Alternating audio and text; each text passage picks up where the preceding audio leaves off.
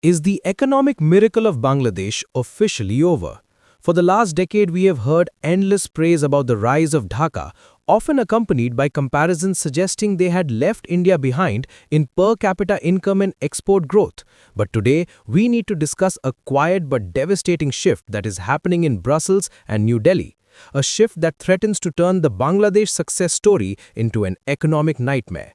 While the media is focused on border politics, the real war is being fought in trade negotiation rooms, and if current trends continue, India's upcoming diplomatic victory could inadvertently dismantle the primary engine of the Bangladeshi economy. This analysis is not about celebrating a neighbor's trouble, it is about understanding a massive structural change in the South Asian economy. We are looking at a classic case of what economists call preference erosion, but in geopolitical terms, it is simply a changing of the guard.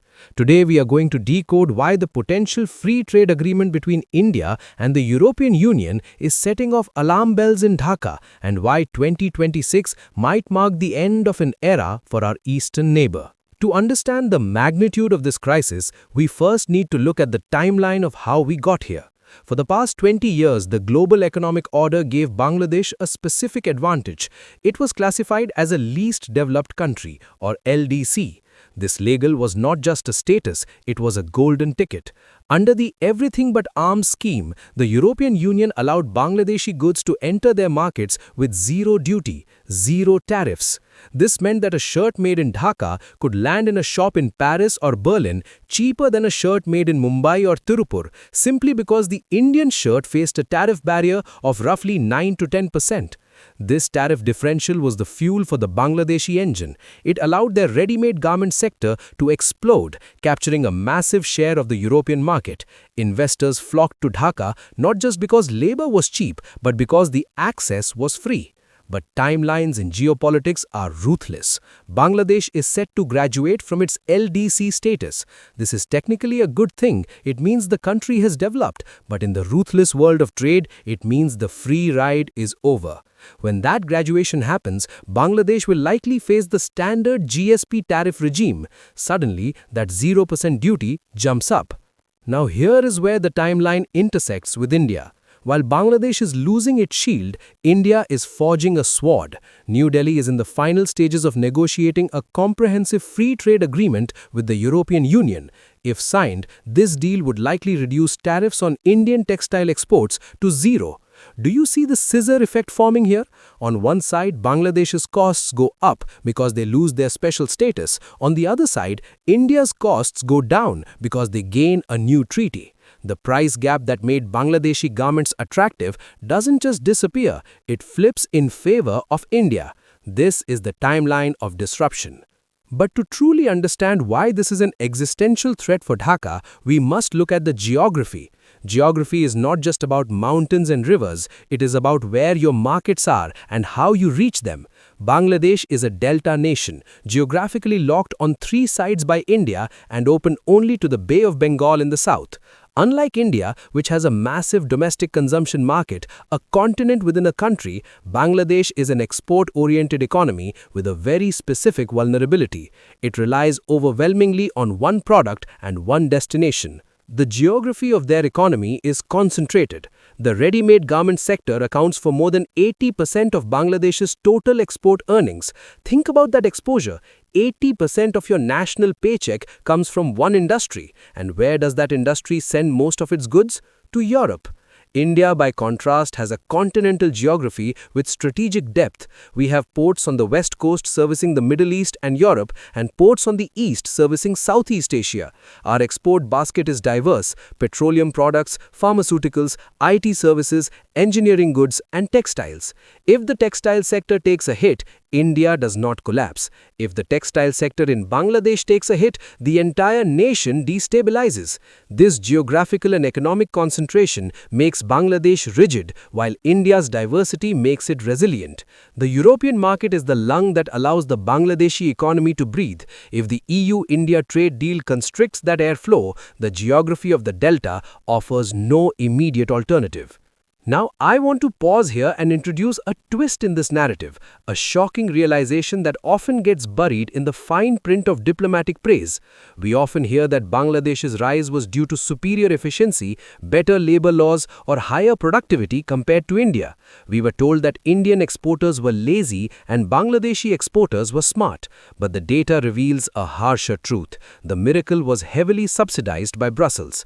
The shocking realization is that Bangladesh's competitive edge was almost entirely artificial. It was a regulatory arbitrage. The 10% margin provided by the EU was the profit margin. Without that duty-free access, the inherent inefficiencies of logistics in Dhaka, the congestion at Chittagong port, the energy crisis, the reliance on imported cotton start to show their real cost. This reveals a hidden layer of the global order. The West picks winners and losers through tariff codes. For 2 decades, they picked Bangladesh to support a narrative of development. Now the geopolitical winds have shifted. The West needs India. They need India as a counterweight to China. They need India's massive consumer market for their own German cars and French wines. In this new calculation, the development narrative of Bangladesh is less important than the strategic partnership with India. This brings us to the hypocrisy check of international relations. The European Union prides itself on being a champion of human rights and equitable development. They have spent years lecturing India on labor standards and sustainability. Yet watch what they do, not what they say. In their pursuit of the Indian market, they are willing to sign a deal that their own internal reports admit could devastate the economy of a smaller developing country. The Diplomat article highlights a brutal statistic: trade diversion. The EU knows that by removing tariffs for India, they are not just creating new trade, they are diverting existing trade away from Bangladesh. They are consciously choosing to transfer wealth, capabilities from Dhaka to New Delhi and Vietnam. This exposes the cold reality of trade deals. There is no charity in the corridors of power. The EU is looking out for its inflation rates. They want cheaper clothes and access to Indian markets. If that comes at the cost of Bangladeshi factory jobs, it is a price Brussels is willing to let Bangladesh pay. So what does this aggressive shift mean for India? We must transition our focus to New Delhi's strategic takeaway.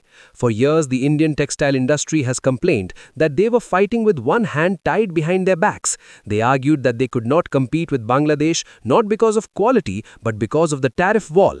This upcoming FTA is the validation of that argument. It is a massive opportunity for India to reclaim its dominance in the low-skilled, labor-intensive manufacturing sector. However, there is a comparative lesson here for us. Bangladesh fell into the trap of the single-sector success. They became too comfortable with the easy money of the garment trade and failed to diversify into high-tech manufacturing, electronics, or complex engineering at the speed required. India must never make that mistake. While we should celebrate the potential gains in textiles, we cannot become complacent. The real value in the global economy is in the supply chains of the future: semiconductors, green energy, and defense technology. Geopolitically, this trade deal gives India massive leverage. A weaker Bangladeshi economy is more dependent on India. If Dhaka loses its European leverage, its reliance on Indian markets, Indian cotton, and Indian energy infrastructure increases. This forces Dhaka to maintain friendly ties with New Delhi, regardless of which political party is in power. Economic dependency is the strongest form of diplomatic insurance. However, a destabilized neighbor is also a risk. If the garment factories in Dhaka close, millions lose their jobs. Unemployed youth in a neighboring country is a recipe for radicalization and border instability. So while India stands to win economically, we must prepare for the social fallout next door. The strategic stance for India should be unapologetic but aware. We must aggressively pursue the EU FTA. In a world of slowing growth, gaining market share in Europe is non-negotiable. We cannot be afford to be sentimental about the neighborhood-first policy when it comes to trade competition. If India steps back, Vietnam will step in. The vacuum will not remain empty. Therefore, India's policy must be to secure the deal, maximize our textile exports, and simultaneously engage with Bangladesh to help them integrate into Indian supply chains, turning them from a competitor into a downstream partner. To summarize, the headlines you see about the end of Bangladesh's miracle are not just fear-mongering, they are based on the hard math of tariff regimes. The removal of LDC status combined with the rise of India-EU trade pact creates a perfect storm for Dhaka. It exposes the fragility of an economy built on foreign generosity rather than domestic diversification.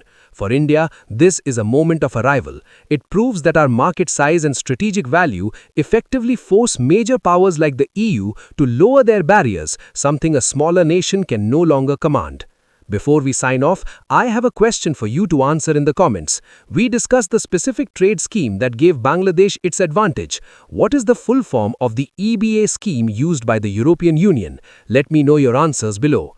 The chessboard is changing, the pieces are moving, and for the first time in decades, the trade winds are blowing in India's favor. This is the reality of the new world order. Thank you.